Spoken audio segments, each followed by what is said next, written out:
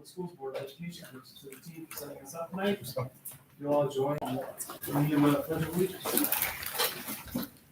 Pledge allegiance to the flag of the United States of America and to the republic for which it stands, one nation, under God, indivisible, with liberty and justice for all. Thank you so much. I will hand it over to Dr. Campbell Boytel for our roll call, please. All right, President Nancy Wilson. Here.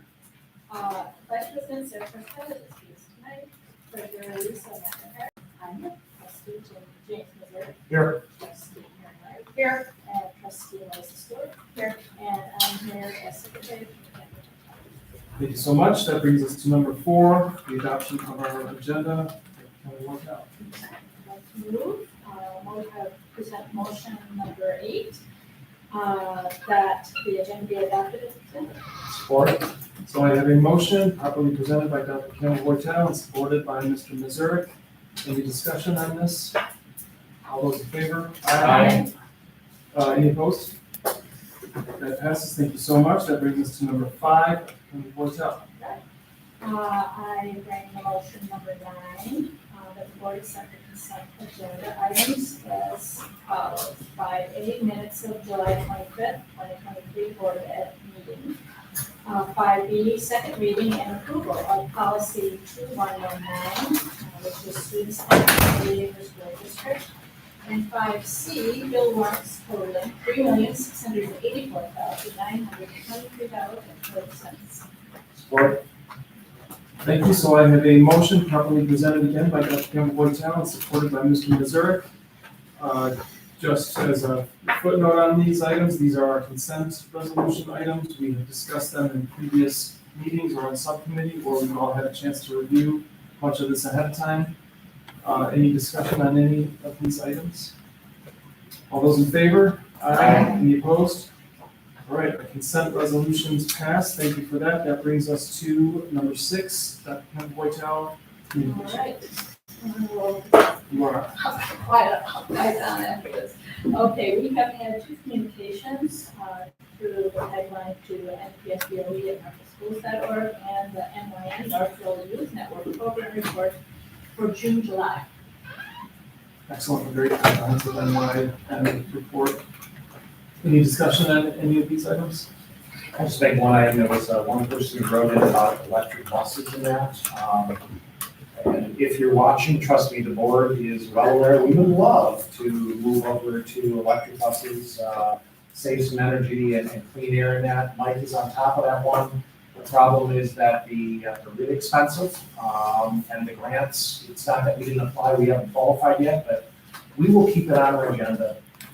Right. So it is not something that we're against, it's just gotta be financial. Right. The program that the writer mentioned or referenced in his email is $400 million. It's the second phase of the EPA $5 million grant. So there's a lot of money forthcoming. It's just that they were targeting with round 1 and with this round, they're targeting lower income areas and rural areas. So we're not just fitting that demographic right now, but certainly much. It's also interesting, just the same time I was reading that, I was reading about Proterra, which is one of the electric EV bus companies who filing bankruptcy, right? Anyways, we'll get there eventually. Excellent, thank you for that commentary. That brings us to number 7, our superintendent's report. Thank you, President Wilson. And if we take a look at the screen, who doesn't like ice cream cone up there? And I'm gonna ask Mr. Michael Zoff, our exceptionally talented Chief Financial Officer, to talk about soft serve. So we're pretty fortunate. Our food service director, Carrie Martino, I think she is somewhat entrepreneurial. She's always looking for opportunities to enhance the program a little bit. And one of the opportunities she came up with is just to have kind of a frozen yogurt machine at the high school. So certainly over time, this would ultimately pay for itself, but we did go out and get 2 quotes, one through HPS and one directly from the vendor, Taylor Freezer. And the Taylor Freezer quote was actually cheaper. It doesn't require formal board approval because it's under the bid, under the approval threshold. But we do need to advise the board and see if there's any concern or if there's any questions with it. So if not, we would proceed in order to try to get it up and running for a year. Are they going to be ready for the stampede of kids that no. line up for this every day? Yeah. So are you saying there'll be a cost to students so they can make it come? Yeah, you would have to. Okay, how does it fit within the nutritional guidelines? Certainly it fits. I mean, Terry would not bring it forward if it didn't, it fit the nutritional guidelines. So, it's something that just try to enhance the food service program. There's lots of things that you can do, right? You can do it's not really ice cream, like Dairy Queen is technically not really ice cream. We all think it is, it's not. You can do yogurt, there's different things they can do. Some of them are more healthy than others. I'm sure she will pick a solution that's on more on the healthy side.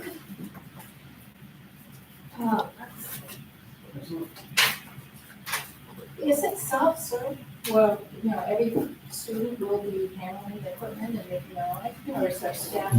No, I think, we would have, Staff member? staff member. And that would alter everybody's hours of food problem. Yeah, a few years ago, maybe 2 years ago, we purchased a coffee called for HG. Again, so it's a staff member that actually would handle it. Okay, so it just folds into the regular workflow. Yeah. Yeah, I mean, really, the school meal program for next year is really kind of almost a separate topic. We're actually just about a half hour ago, we just got notification from the department that the application for the Michigan School Meals Program, which is the free program for free lunches, free breakfast for all students next year. That application just got opened up, so we will be kind of applying to do that. So we're also working on the communication with Rebecca and Katie. So we'll get that notification out to our community, because we are starting to get questions about, are we going to adopt the program or not, because it is, in fact, it's not mandatory, but I mean, our intention would be to make it available for our families. So I think right now, that program obviously is going to require additional staff. 2 years ago, when we had free meals, free lunches during COVID, we probably served at least twice as many lunches as we did last year. So I'm sure that, coupled with the fact that now we have to serve breakfast at all the buildings. We did a pilot this past year at Silver Springs. But in order to qualify or participate in the Michigan School Meals Program, you have to also offer breakfast as well as lunches at all buildings. So that's going to be a new addition, and obviously that's going to require staff as well. So I think our that biggest goes as a challenge, workshop for I think it's a great thing to do it as soon as it's easily possible, right? You gotta get approvals and all that kind of stuff. The biggest challenge, I think, is trying to understand is how much breakfast you prepare, right? We don't be throwing food away, things like that, but how do you kind of figure out how many kids are gonna show up and participate versus not? And that's a huge unknown for us. So it's gonna be some experimenting that first few weeks and even probably the first month. We also have our preschool, and I know you were meeting with the preschool team earlier this week, Michael, to try to sort that out. So to your point, Jim, we won't know until we get rolling and really try to see what the demand is.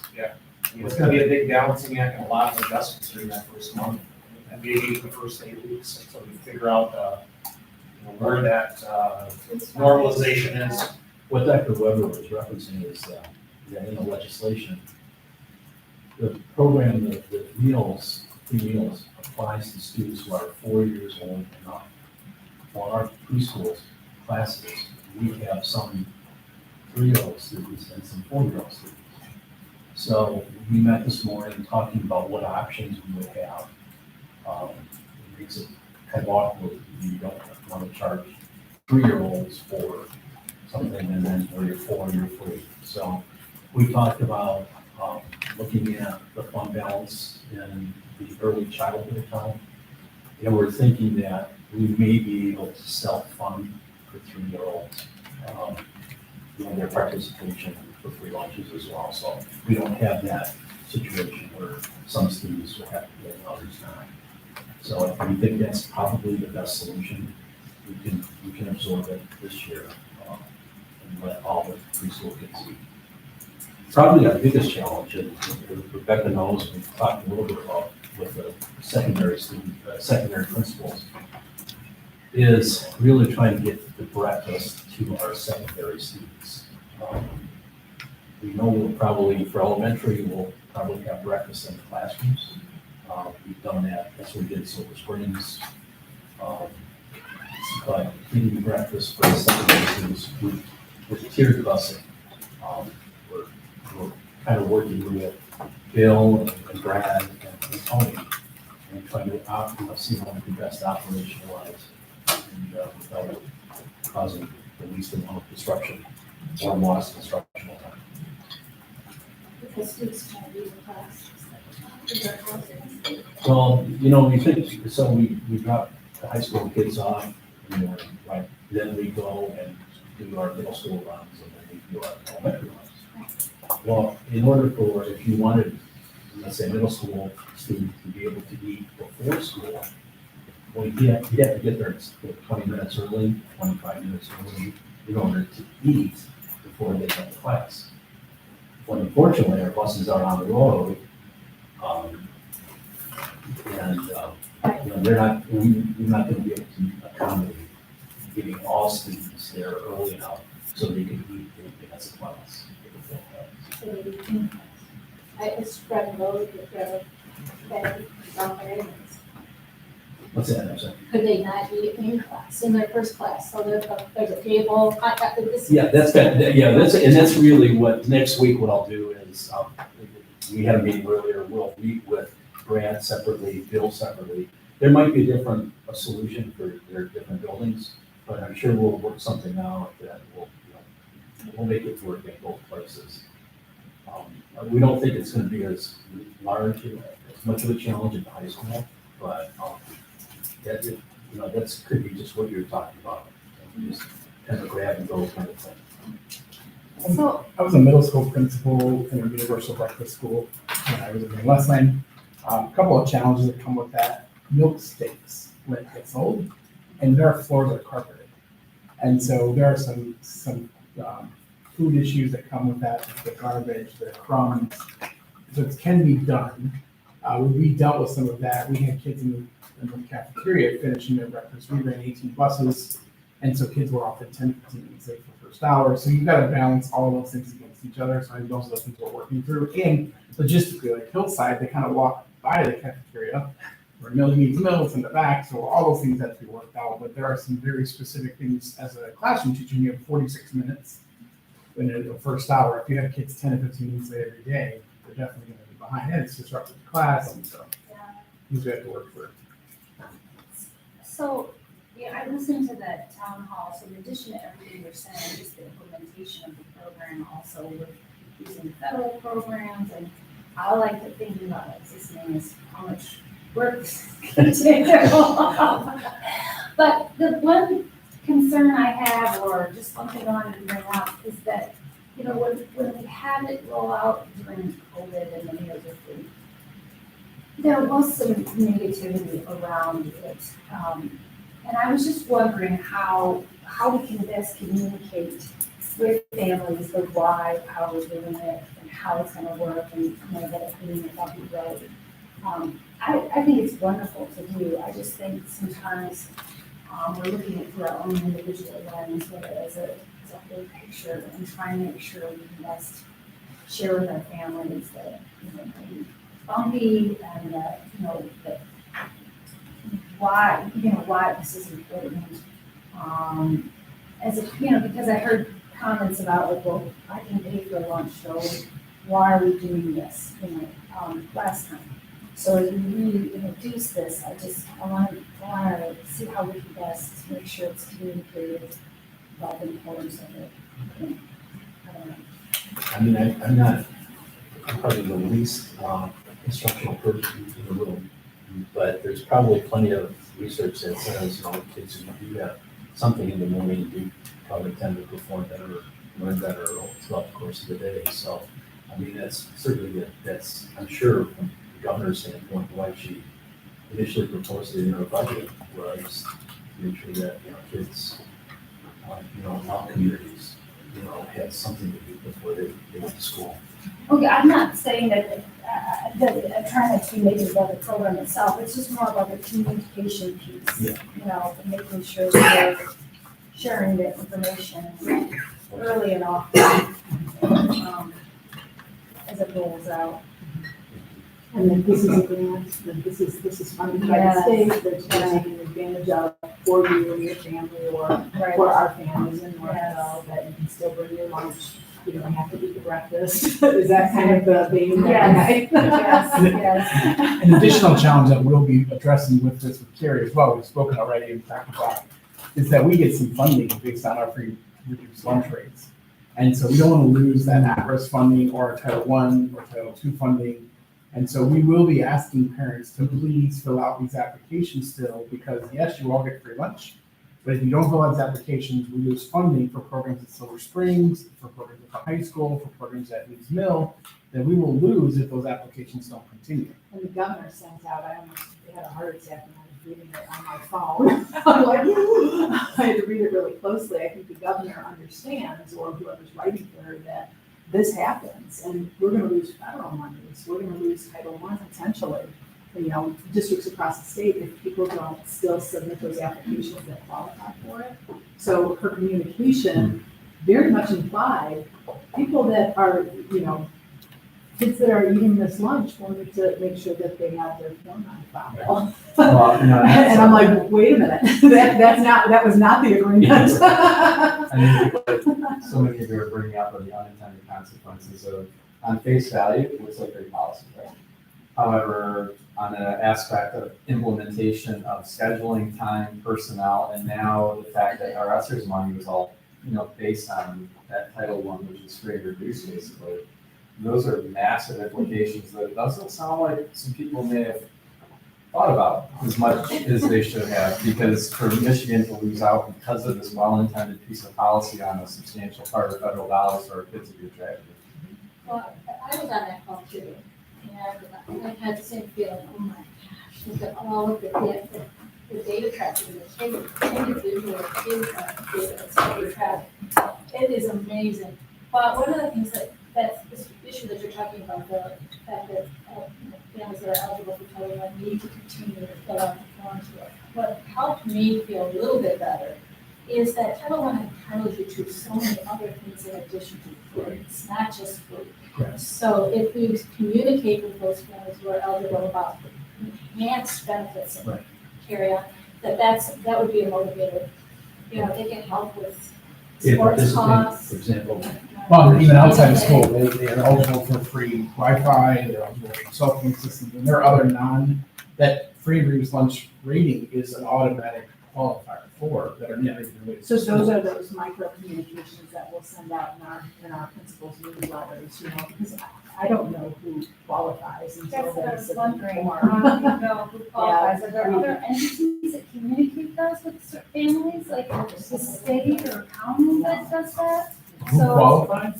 yeah, like It's those a really families, closely guarded list. no, but I mean, who is, Saying yeah. who pushes out the Yeah, information, who's, right, or yeah, who's encourages pushing people it like. out besides the school district? They're not. So we have to continue. They count on us getting those Yeah, applications okay, filled out and then they use okay. that information. I think the governor's office thought they were helping when they implied that everybody that wants to eat, Jordan's kid has to fill out the form, even though they're not eligible for free and reduced. That was the implication. I think they were understanding that they perhaps underestimated the encouragement of filling out those forms, and there's no form you have to fill out. But to your point, there's additional resources that are available for not just family use lunch, and that's what we will focus on. And the thing is, we don't really know people's individual situations, Right. nothing's gonna flag it, because we have to just put it out there, and people have to apply, right? And then you get the issues, there's some pride, right? There are certainly a lot of families who have a pride situation that may be qualified, but like, I ain't gonna fill it out because of, and Our encouragement is that's a gonna shame, be, but you face that all the time. our encouragement is gonna be, everybody fills it out and we'll decide who's eligible, which actually hopefully will destigmatize, like, why don't you, everyone to fill it out, even if you know you're not gonna qualify, just fill it out and we'll decide, and you don't even have to know, you just fill it out for us because you're doing us a solid. It's kind of like the FAFSA. Oh, Right? Right. Right? Yeah, that's like. Yeah, to qualify for other opportunities. That's a we great have. thought.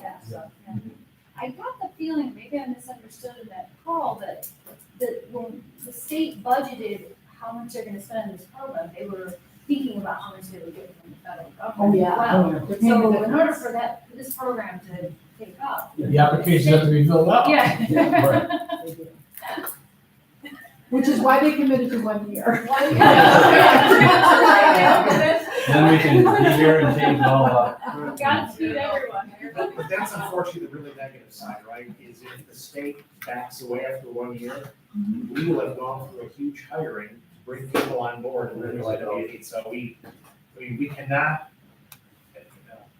I love the state when they give us money, but they whipsaw us, and they put restrictions, sometimes they don't realize what the implications of it, so it, like you say, it sounds good on paper, but, we'll give people free, and then you get into details, it's like, wow, this is way more painful than I thought. So anyways, I think we can move on, let's do the best we can with it, and we'll adjust. There are gonna be, some hiccups in the process, we know that, and we will do our best.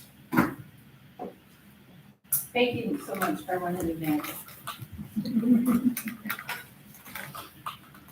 All right, is that it on letter A? That's letter A, and then it's, you and I have board self-assessment information and implementation and timing. I know I've talked to a couple of board members who are excited about this opportunity, and I think this also dovetails nicely with the fact that members of the board will be getting additional training or some base training and my evaluation as well. So kind of, singing from that same songbook on there, so. Absolutely.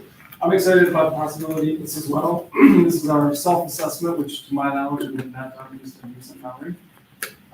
It's not called for in our bylaws, but it is called for in our standards of practice, right? So we noticed that last time we were going through a workshop, I think with MASB. And so I think this is a great idea. Ms. Stewart and I took a look at some of these materials within the last couple of weeks and I think keep it simple.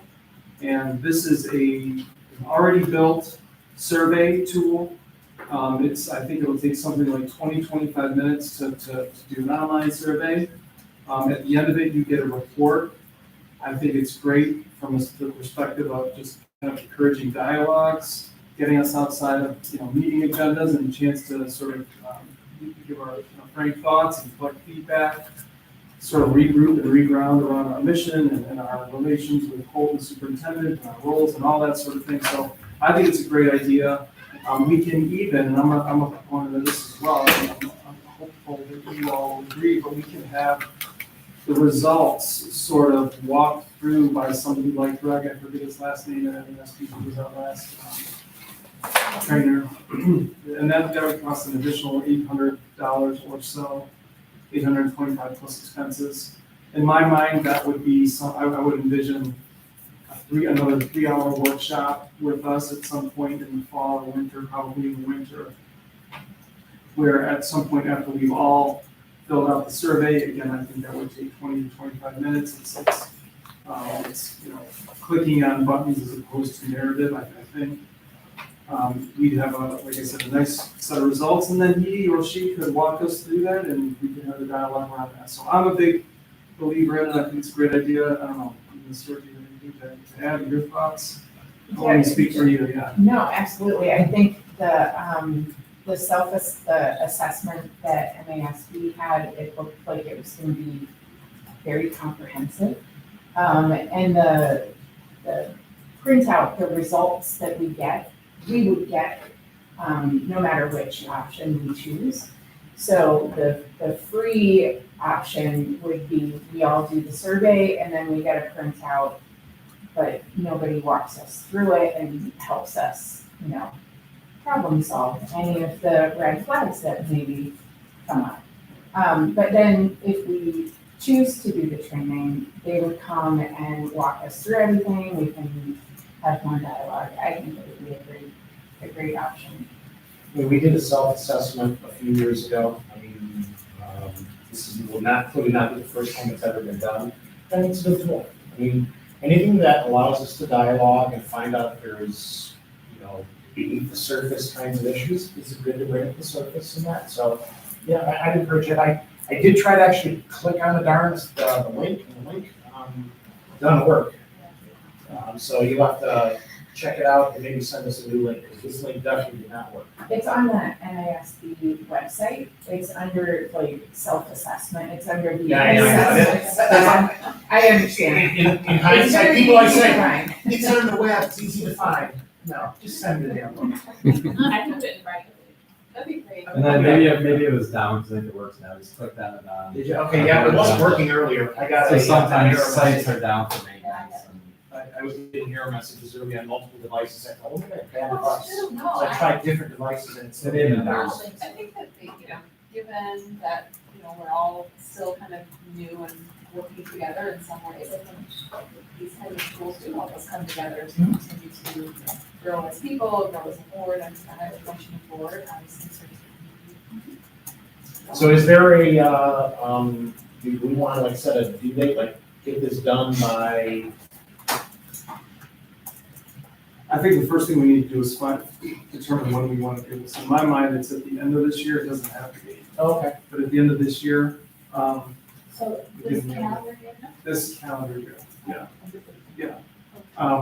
just really primarily so the new folks can have a year-ish under their belts, right, before you take part in it. So it doesn't have to be that way. We can do it anytime. I just feel like year-end makes sense, at least in my mind. You guys have had a year.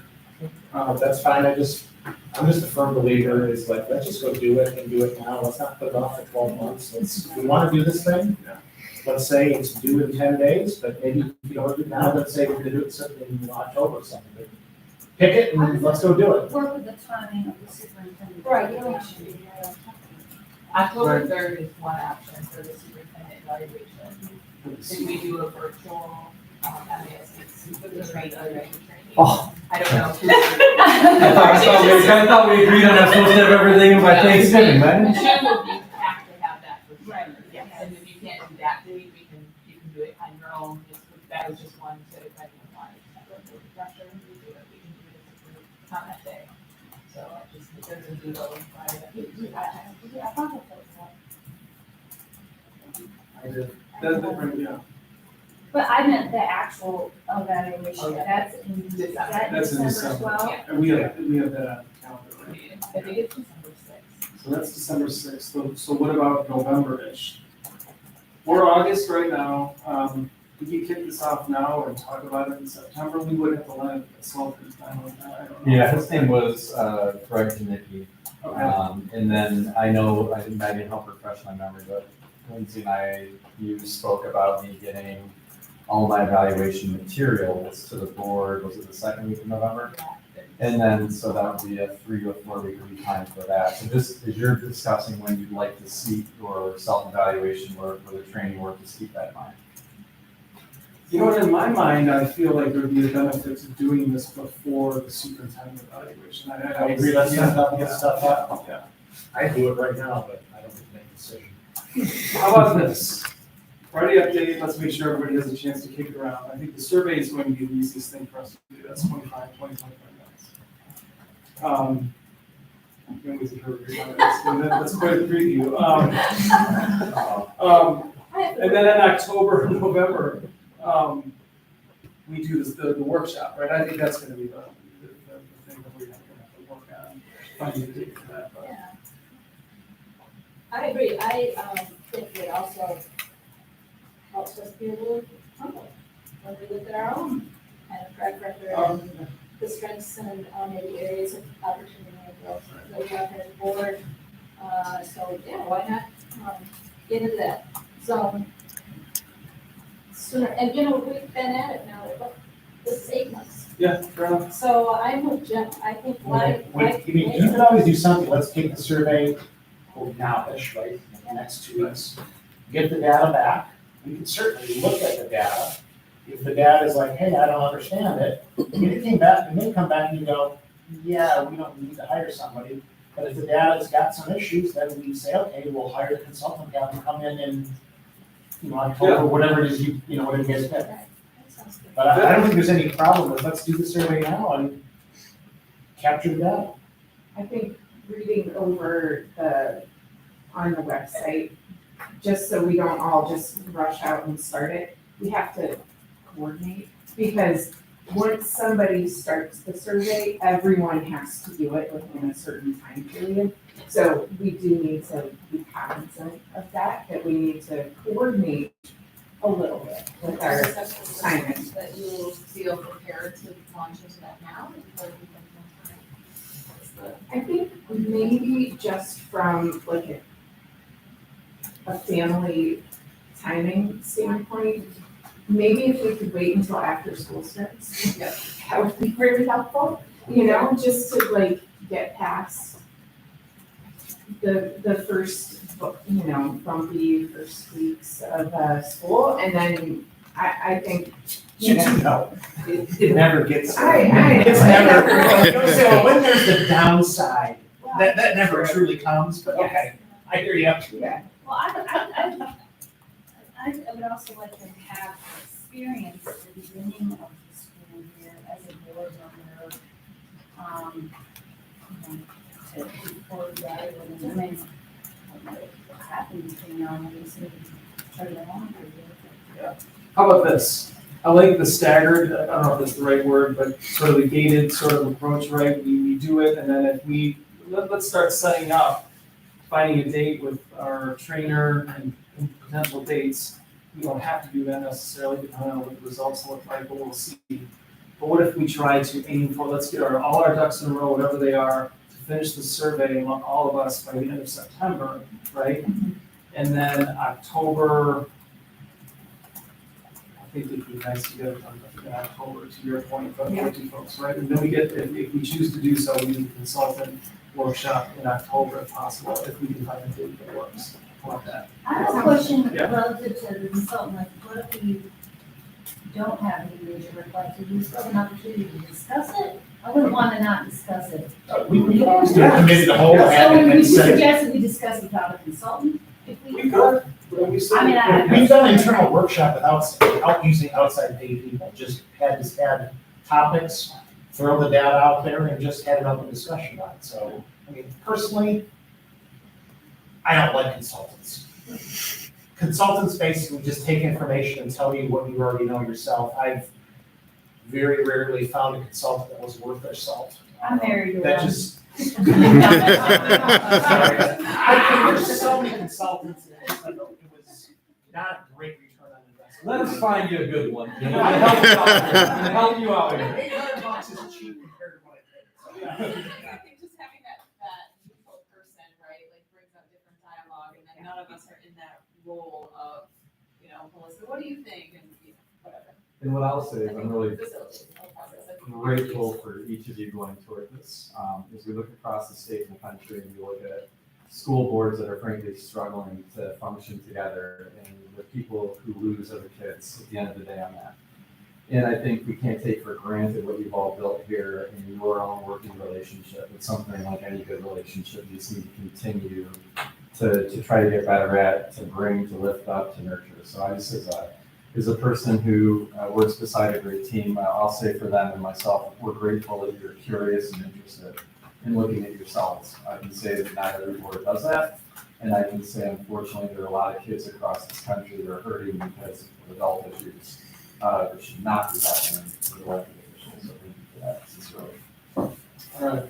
So I think what I'm hearing is let's get this going. Let's try to finish, let's set it up so that we finish the survey by the end of September, and October, hopefully we have our workshop. it will be with a trainer, not a consultant. That would be better. From a different. We're helping the chance. That's right. Just telling you, All right, yeah. after a lot of years, I spent too much money. But whether we do or don't use the trainer consultant, we can have whatever dialogue about it we want, right? And whether that's an individual basis or a group basis, so I think, full speed ahead on this. But I think we just have to find some dates. Maybe, who's able to reach out to the MESB on I this? was going to do that, so right now I have that, you guys are gonna try to complete the survey by the end of September.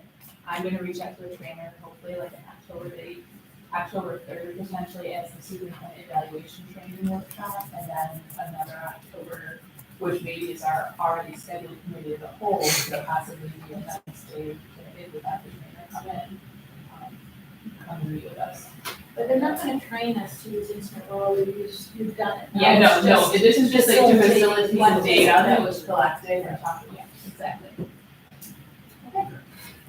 Excellent, all right. Any other questions on that? All right, that brings us to number 8 on our agenda. That is public, our first of 2 opportunities for public comment. This is 3 minutes for folks in the public who have any issues or concerns that they'd like to raise with us, the Board of Education. Feel free to do so. This is only an in-person opportunity. Going once, going twice. All right, that concludes our first of 2 opportunities for public comment. That brings us to number 9. Our new hires, normally Ms. Prescott would handle presenting this motion. Do I have any volunteers on this? Otherwise, Sure, I'll read it and then we'll go from there. So I will bring motion number 10, that the board award 1-year probationary NEA contracts to the following staff for the 2023-2024 school year as presented. Keith Gall and Anne Marie Shetty. Hopefully I said that properly. all right, so I have a motion properly presented by Mr. Mazurek and supported by Ms. Stewart. We can have some insight into these fine candidates, Mr. Mayhew. First, I'll speak about Anne Marie Sheet. Yes, it's below the shade, I thought she. Again, it's for one of our cook school teacher positions, which, as I said, I might probably would say every time, they are so hard to find. She applied for it. Her background is, she's actually went back to school. She was certified as a general ed teacher, and she went back to the program to get her CI certification. She was very interested in the summer program at Cook. So we interviewed her. The team liked her enthusiasm and the fact that she seems to. So what we do now with that interview for Cook, we take them around on a tour so they can see the students, because it is a different reality sometimes. But we just saying what we're going to do in the CI classroom. We want them to see the buildings. And she took to the students and kind of loved the building. Her reference, she's been teaching about 6 years at various different places. And she is, her reference checks, somebody literally said she's the epitome of an educator. That's why I quote some of that. No one's ever said that about anybody before. But, she's very high energy, which did come across when we interviewed her also. And they just think she's an all-around tremendous person. So, and the biggest thing for us, she seems to be an advocate for the needs of those students, of her students. So we're honored to make that recommendation. And then we had an ALPS teacher opening at Ammerman. This is simply because one of the existing ALPS teachers took a different position within the district. It was an opportunity of something she wanted to do, so she moved on to that. Mr. Keith Gall was interviewed. He has a unique background. He was for years he taught at Montessori at the middle school, and so he had a high content knowledge, which is what for ALPS it was. Devin was quite clear. Like, I wanted somebody that was very good in certain content. He has that background. He's subbed Amarin several times, so some of the teachers that were on the interview committee remember him in the classroom, and they loved him. But his last position, he took a long-term position at Florida Creek. Earlier in the year, when me and Rebecca were doing our guest teaching together, it took two of us to do elementary. I observed some teaching, and Deegan was very high on him, loved him. He's just a great hire. He has like 20 years of experience in teaching. We're happy to be able to make the recommendation. Hopefully he's also in sales. He has a Yes. sales background and doing a lot of stuff, which means he knows how to talk to people, interface with people, and that's part of that skill. So that was nice to see. And she, I guess we're bringing her from the west side of the state, so we welcome her to the Northville area. Yeah, I was, what he did when he, the Montessori that he taught at, his family actually owned it. It was Haggerty, it burnt down. So when it burnt down, that's when he left teaching for a while and taught. And he just said he just really realized that his love for teaching and kind of re-energized him. He said he feels completely re-energized and ready to teach. So we're very excited about these potential hires.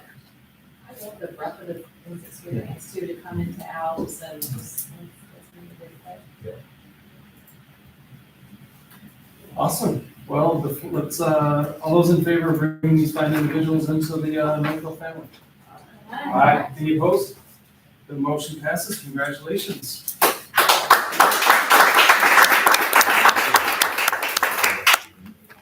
That brings us to number 10 on our agenda, and I'll hand it over to our treasurer. All right, I'd like to bring forth motion 11, that the board approve the STEAM program iPad, Chromebook, and Chromebook cart purchase totaling $147,456.40, funded through the sinking fund, and $6,730 funded through Title I for iPads for Silver Springs as presented. Support. So I have a motion properly presented by Ms. McIntyre and supported by Mr. Mazurek. Any commentary on this motion? So we've expanded our STEAM program, and so what we wanted to do is give them the resources that are needed and not take away from the resources that are from the buildings. So they will be getting their own Chrome cart with 36 devices, and then they'll also be getting 15 iPads per building.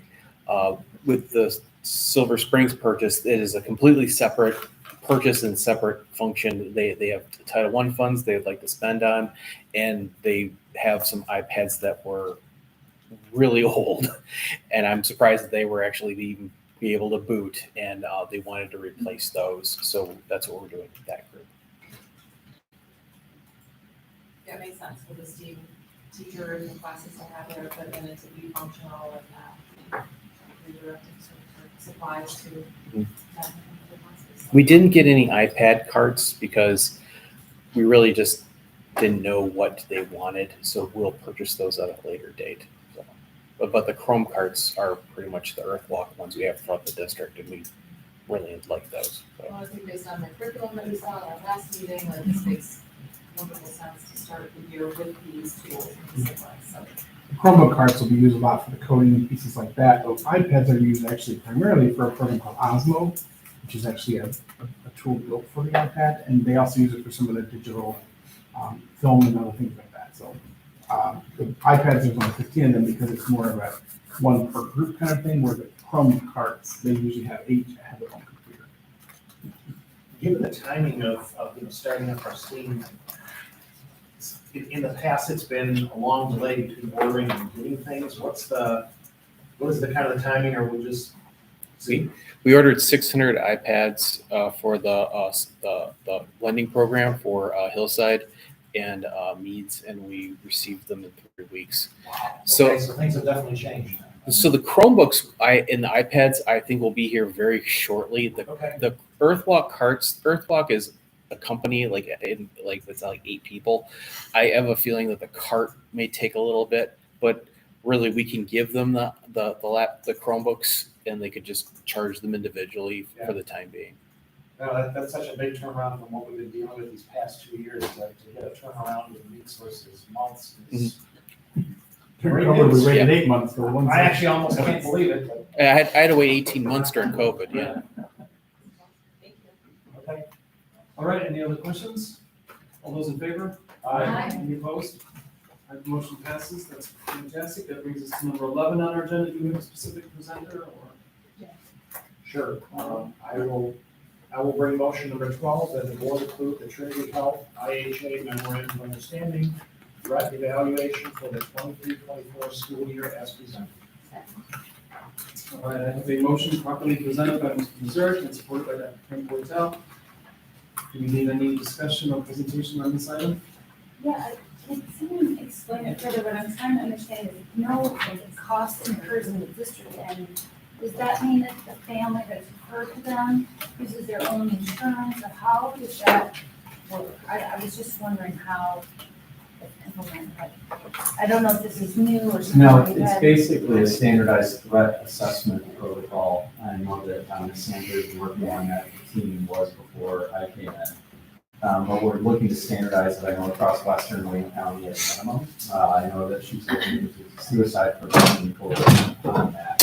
So this is not saying that the family needs to be with them, it's simply saying that we agree that this is a threat assessment that works. Agreed upon. So, yeah, I guess what I'm just trying to understand is, like, if the family agrees to go through this third assessment, how, in no cost comes up to the district, who's paying for it? How is it being taught? How is it? Threat assessments, it's not a choice at times, and Rebecca, if they're used or not. It's something that we have to use in certain situations when a potential threat poses itself. We wanted to make sure that we standardize that that way. So this is a, what we hope to be an anomaly situation where this would occur. This isn't for every threat evaluation that we go through. This is when a team, working through that process, identifies that, we don't have enough information. We need a better clinical evaluation of this. That's where that person is required to do that in order for them to return to school or continue education. So it's an anomaly. We do threat evaluations. It's part of the work that we do. It has a scary name, but really it is to benefit students and to support students that are in crisis. So we do those throughout the school year. And we have in our process that in the event that we need an additional service such as this, it's outside of the school capacity, we needed to partner with somebody. So it's not something that's every single threat evaluation that we do. It is that anomaly piece, and this organization stepped up and said that we support this with our work. Okay, I was just trying to understand and make sure. Yeah. I get what you're Level. saying, sure, I Yeah. was just trying to understand, I hope that, like, if there's a cost element to family, then I understand that it's a very unique, infrequent occurrence, but I just wanted to be very happening. That's the part that I was not really understanding about how, because we can't, if there's a cost to someone, can we force them or to do that? That's what I'm trying to understand. We can. Right, are they providing this at no cost? Are they doing it for free? I think that's the So, question. and we can double check with Beth on this. There could be an insurance element that if they are insured, then it would go through that insurance, but if they're not, there would be no cost to the family or to the district. Okay, So I think that there's a way to recapture some, and we could double check with Beth if that's the agreement. I think the benefits more are you've got an organization who's experienced in dealing with these types of issues. So these are kind of, I won't say one-offs, but more rare kinds of situations. We can recommend a family/student. I don't think we can force them to take it, to utilize this, but we can certainly highly recommend it.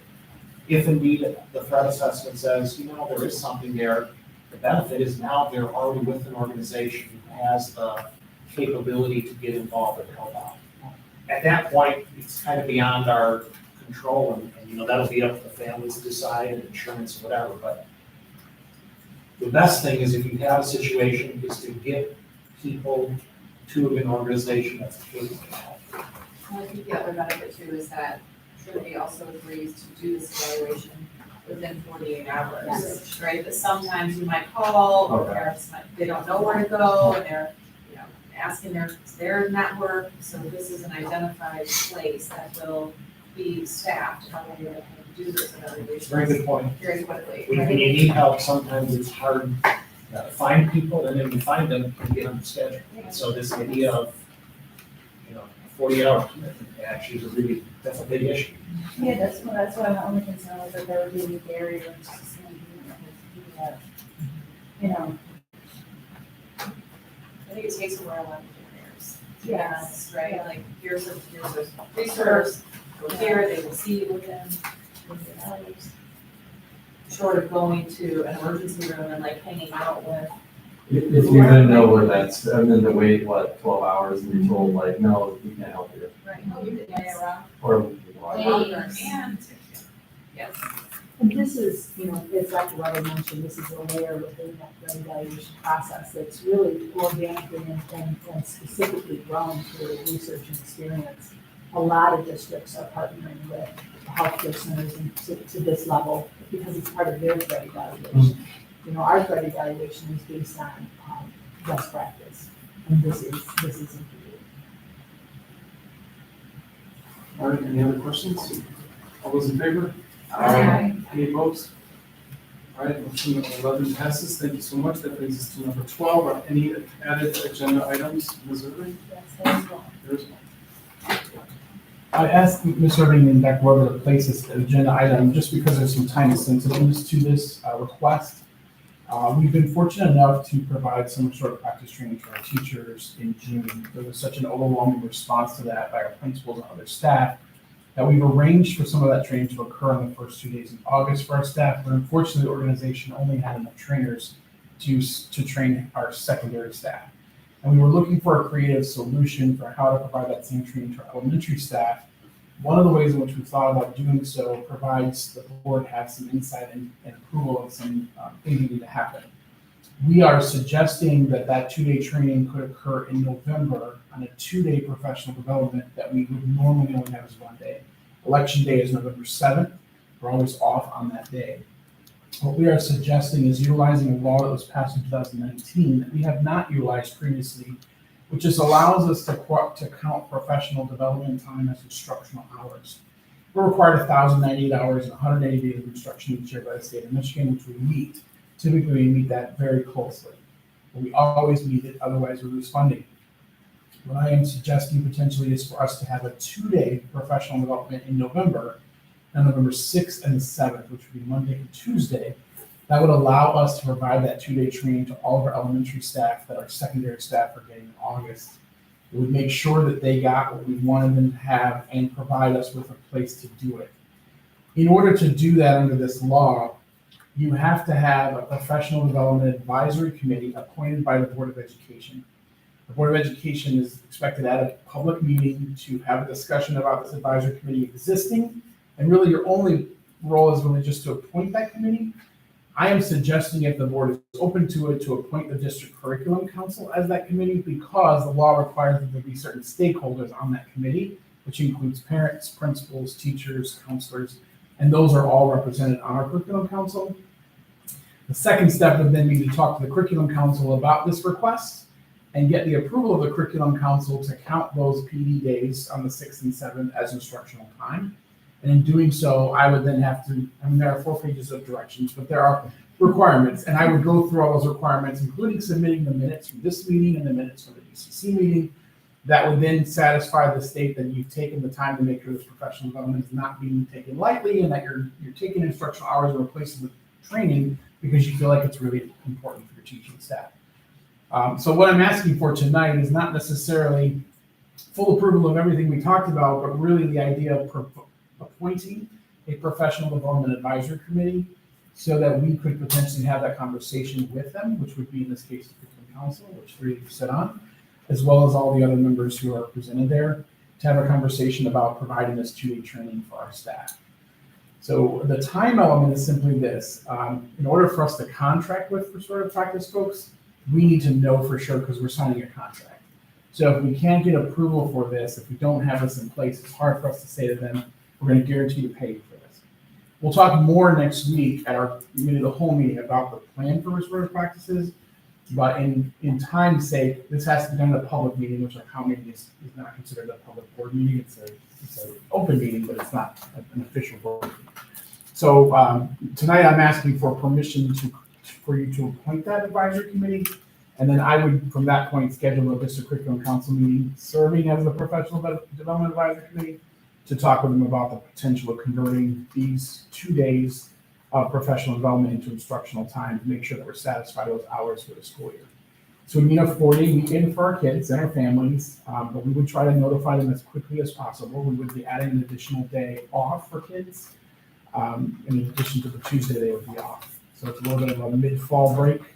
But we're hoping by having K-12 off, older brothers and sisters at home in case mom and dad do need them.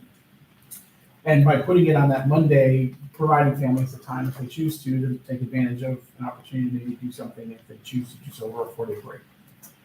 So I'm open for any questions that you have, but that is the reason why it's placed as an added agenda item, just because we want to at least get this on the books. Even if this doesn't go forward, at least this step is taken to move forward and have this advisory committee at least appointed. I mean, I was kind of viewed as the district curriculum council was already an advisory to the board. This is just a formality of making it official so that it counts towards the state. So I don't necessarily have an issue with that. I think also from memory, can you confirm this? I mean, we have been one of a handful of districts that have been a stickler to maintaining a 180-day school year. Many other districts have gone down to almost as into the 160s at times with snow days and everything else. And then part of like the next year, you had to do the following year depended on what you did the year before. And we kind of were always a stickler that said, we don't care what we can legally get away with. We're focusing on education and doing the 180. And that is not the norm, as I remember around the state. You can count 38 hours of So I think instructional that time. giving up 1 day in the grand scheme of how we compare to everything else would not be the biggest issue in my feeling, just because we've really gone out of our way to maintain that 180 number. And that is not historically what every other district does. Many districts take advantage of the full 38 hours, which is anywhere from 5 to 6 days of instruction. We are not asking to count August or April or February or anything else, just these 2 days, which would keep us safe within those hours and provide that safety net to make sure that we don't face any funding problems. Well, usually around June 6th, everyone is asking, why is it that Northville still in school? And all this around us. I just say I work for 7 people and way out the hook. That is ultimately why we are typically longer, because we do hold 180 days of instruction, not just 180 days of school. Yes. So is it 2 days or 1 day? It's 2 days, but because there are rules about how many days you can do in a month, if I do 2 days in 1 month, I can't count more than 5 hours for each of those days, just very weird rules. So I would be counting 5 days for a 6-hour day of instruction, of professional development. So I just have to capture both days in order to make sure that we're safe, because we're already pretty close to the 1098. In some cases, like with the seniors, we're at like 1100. So I don't have a lot of cushion. I either need to count both those days, or I can't just pick up the 5 on the 1 day. It will create a problem for me. So I prefer to count both days, get the 10 hours, we'll take 5 for both days. That gives us a 4-hour cushion, and making sure that we're at 1102 with our closest group, and make sure that we don't face any problems with the state when it comes to people accounting. So and technically, because students are going to be off on election day anyways, we're only actually tacking on one day off. Yeah, I love that you brought it to us as quickly as you could to move forward so that we can, as it goes through the process, channels that we can communicate to them as a part of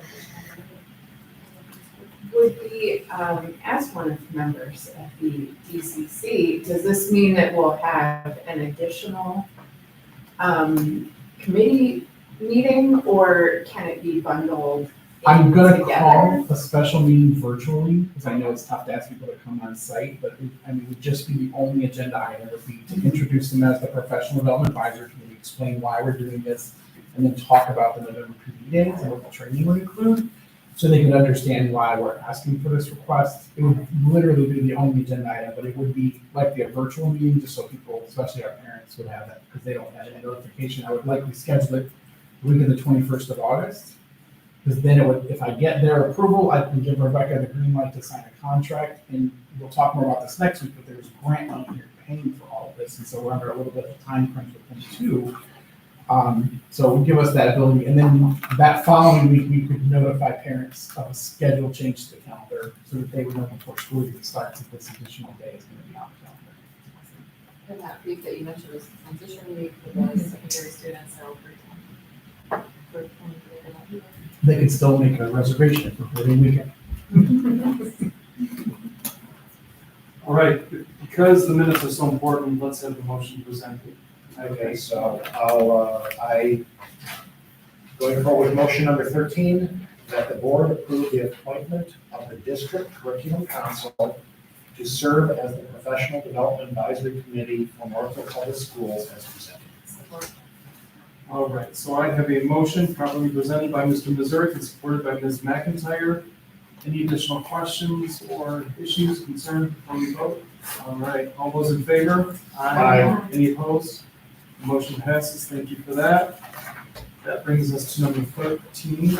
Any additional agenda items? That's it? And Aaron, thanks for explaining that well, because I was like, we never had to do this before. I thought the district curriculum council was always an advisory committee to the board. They are, they just never have been, So it's good We that we didn't have had to it, formally it's literally recognize it. required in the rules. Right, Good okay. that we had it in place for Yeah. something like this, right? Yeah, perfect. All right, that brings us to our second of two public, opportunities for public comment. Again, that's 3 minutes offered up to address any issues or concerns with Board of Education from non-public. Going once, going twice. That closes our second of two opportunities for public comment and brings us to number 14, questions, comments from board members. Any? I wanted to have the date in my brain. Did everybody see the suicide prevention or suicide awareness date that's coming in September? Gonna be doing- No, the screening of the movie, Death is Not the Answer. Yeah, September, I feel like it's September 15th. I think it's September 15th, is that right? it's the 14th, 14th, okay. Thursday night. Thank you. So Northville Cares is putting together this awesome panel. They also have the director of the film, Death is Not the Answer. He's coming to be a part of this event as well. We from 6 to 9 Thursday night. So it's a great, it's not a great film. It's a difficult film to watch. I was a part of the screening. But it is a very well-rounded film that touches on many different populations, many different age groups. And I think it would be a great way to start the dialogue around suicide prevention for this next school year. There will also be mental health professionals in the school, at Northville High School. If anyone has a need to kind of connect with somebody, something that is triggering to them, there will be support people on hand to talk privately, offer resources. And people as part of the discussion panel after the film presentation, just to talk about, the different resources that are available, answering questions that will come through the community forum that night. So I think it's gonna be a really great offering, difficult topic, of course, for parents to come and listen to. We're also opening it up to other communities around, other school districts, really trying to kind of lead the way in this difficult conversation, but providing a space for people to come together and support each other and ask for support when needed. So I wanted to put that on everybody's kind of radar for September. I was thinking of on Saturday, I think you love the Saturday, the Steps Against Suicide at Northville at 8:45. That's different, yeah, that's something. Yeah, is that the event that occurred in September last year, the Steps? That's different, yes. Steps That's Against Suicide was okay. also in October, August last year. There's Okay. also the Okay. color run that will be in September. Okay. That is around the week of, I don't know if that's been planned, but I think that's in the works. Okay. So I'll just raise one other item, the Parks and Rec meeting is gonna happen tomorrow. We originally had it planned a couple weeks ago, but the storm came through and knocked everything out. So it's moved to tomorrow, but one of the items that we're bringing forward is just informational purposes, is putting in a cricket pitch, at, across the street from, what's the field called across the street from high school? Millennium, yeah, at Millennium. So it's gonna learning about cricket, but it's a pretty big field. That's actually almost covers 2 soccer fields in that. So we will be talking about that, maybe approving it tomorrow. I won't, just one committee member, so we'll have to wait to see how that goes forward. But assuming it does go forward, I'm interested to see if our high school all of a sudden we get a new club, the cricket club. Right? It'll be interesting to see. But I think it's great to provide different venues and different kinds of things for our community. Our community is changing, the makeup, and so it's good that we adjust with it and provide some good things. So I'm curious to when they have that. There's actually a Northville Cricket Club who's going to be putting together teams and a schedule for that. I'm going to have to go watch a cricket match because I'm really not that familiar with it. So, anyways, information only. Curious too about the skate park. Is there, I mean, I know it's been approved, I know they broke ground, looks like the construction is kind of stalled. Is there an update? I'll find out tomorrow. I mean, I could have told you something if the meeting was 2 weeks ago, but wait till tomorrow. Okay. If I hear anything, I'll send a little update to the board. There were a couple of emails over the last couple of weeks from MASB that referenced youth mental health first aid training that would be through MASB, but I wanted to bring up that Northville Youth Network also holds youth mental health first aid, first aid training, and they have one scheduled for September 30th. Registration is open if anyone is interested. I did the training with them last year at about, I think, the same time last year. It, again, like what you were talking about, it is not comfortable or easy to do this training. It was pretty overwhelming, actually, but I think